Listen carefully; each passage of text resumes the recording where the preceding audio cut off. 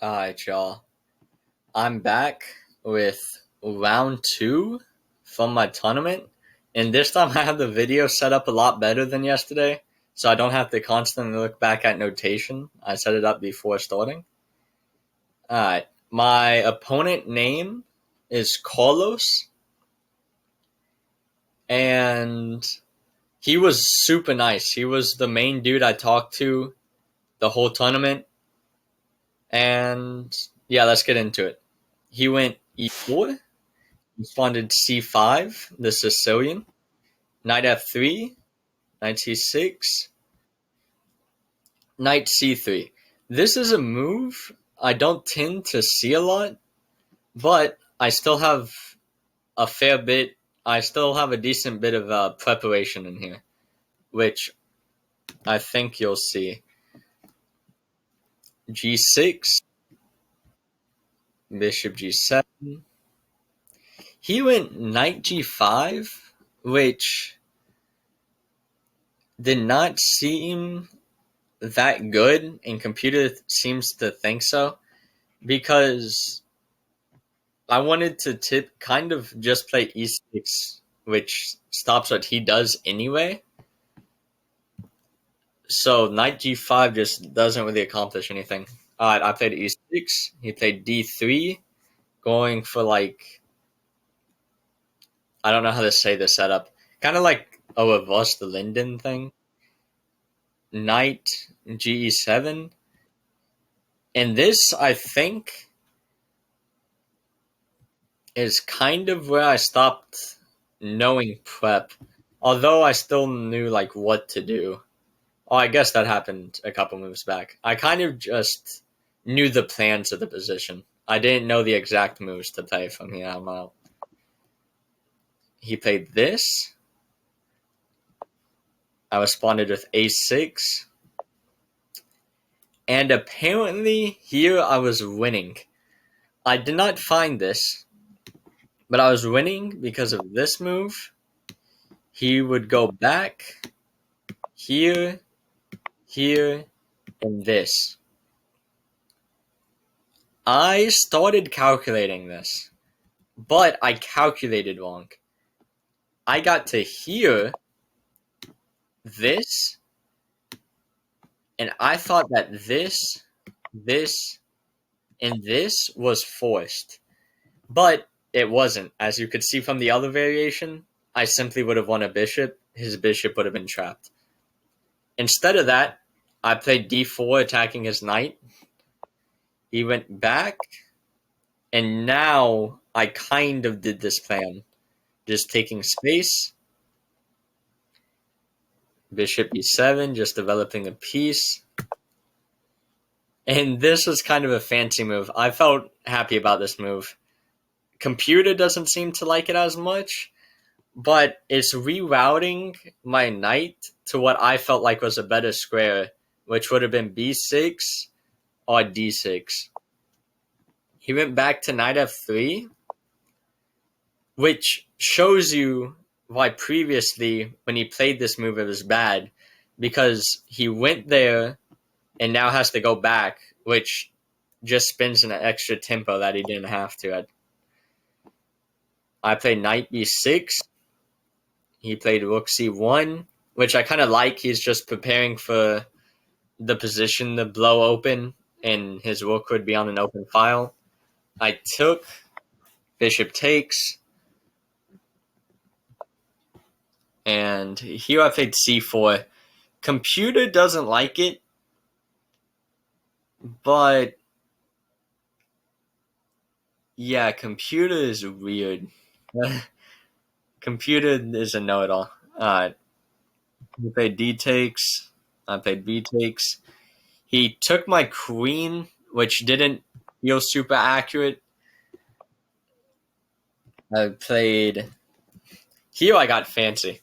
Instead of taking with the king, which looks supernatural, I took this bishop, which computer doesn't say is the best move, but it's fancy. He went back.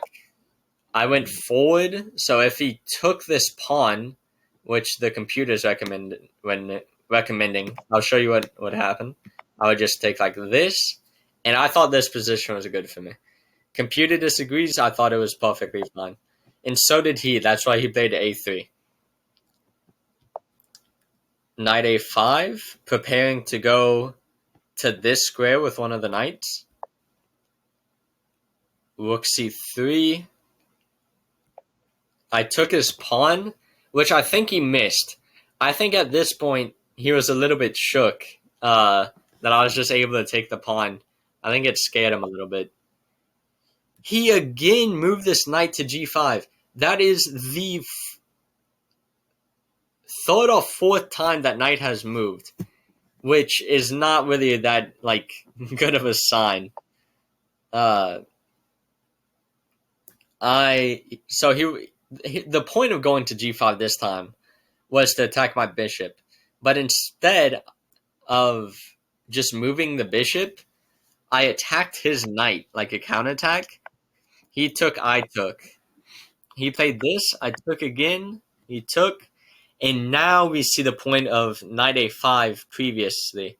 Oh wait, not here. Not here actually. First I played this. He went back, and now we see this move. This was the point of knight a5 a long time ago. Was I felt like I would have a chance to play this at some point. Rook c1, trying to just attack my knight, but he missed that I could just take it. But hold on. Computer thinks I just can't take it? Hold on. Rook f1.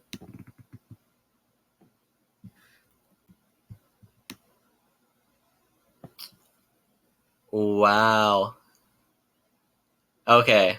So I can't go to this square because this and its discovered check. That's brutal. So I'd have to go here, and this would happen. And he's just better. That's a crazy tactic that neither me or him saw. He just took and I took back. D1, I felt really good about. The point is he could take this pawn. I go here, and I felt like he had no way to really defend himself. Which I was right. He instantly blew it. That was a really bad move, giving me that check. Because now he goes here, and I sneak into his back rank. And he just can't do anything. His king can't move to f2 because my knight guards it. That was the point of knight d1. And anywhere this knight moves, it's a discovered check because of this rook. So he went back. I took. He went here. I tried trading off knights, and we got a trade. And here we're in rook and pawn in the game, where I'm 2 pawns up. This is basically a guaranteed win as long as you don't make a really big mistake. So I'm going to start fast-forwarding the moves. Okay, besides this point, I think this is kind of educational. So the point of this move was in almost all rook and pawn endgames, you want your rook to be behind the enemy's pawns. For one, this stops this rook from moving. For two, he can't push this pawn forward because my rook will just take it. He played that. He's kind of just playing moves at this point. We met in the center. I left this pawn to go attack this one. And if he was to play this, I just would go here. Which computer doesn't seem to like the idea, but everything's winning.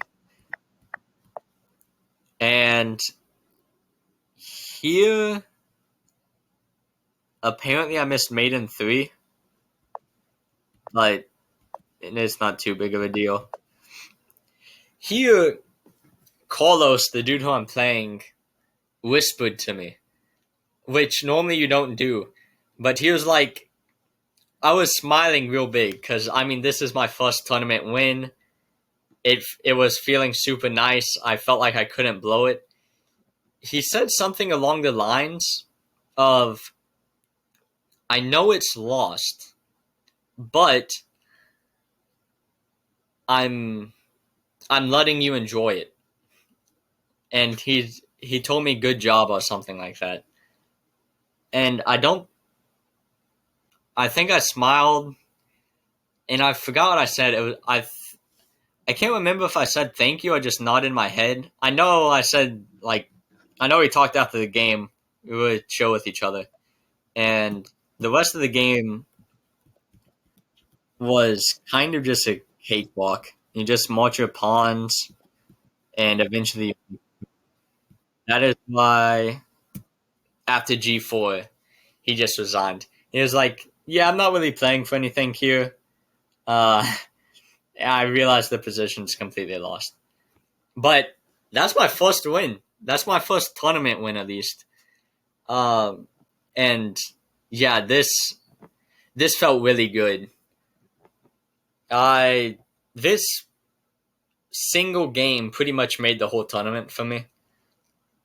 I played some of the best chess I think of my life, pretty much. And yeah, I'm very excited for my next tournament also because of this game. Don't get me wrong, all of them were fun, but this was something else. And because of this win, in terms of standings, I'm now fighting for first place in the tournament. So my next round, which I'm either posting later today or tomorrow, you're going to see me fighting for first place in the tournament. So that's going to be fun. Make sure to check that out and see if I get it or not.